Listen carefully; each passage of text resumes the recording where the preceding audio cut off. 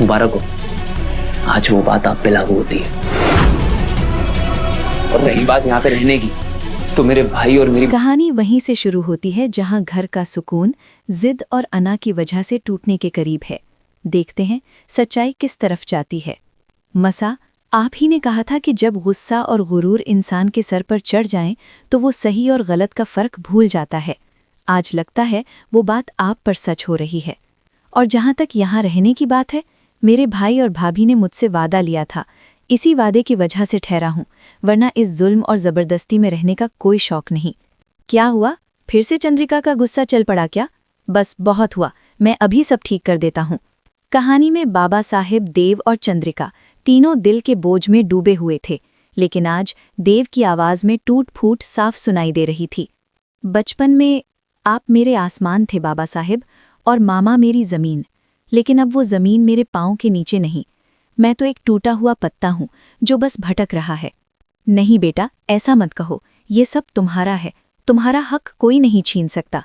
नहीं बाबा साहिब, ये मेरा नहीं रहा, ये सिर्फ सिंह चौहान खानदान का है, और देव सिंह चौहान तो अब मर चुका है।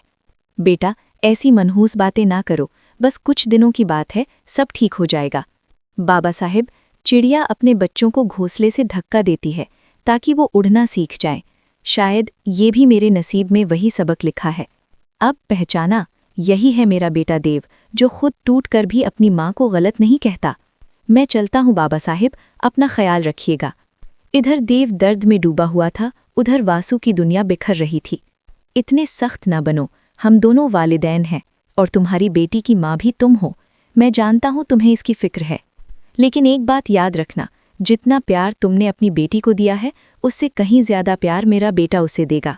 दूसरी तरफ घर में तूफान अपनी हद से गुजर चुका था। मैंने कभी नहीं सोचा था कि मसा इतना बड़ा कदम उठा लेंगी।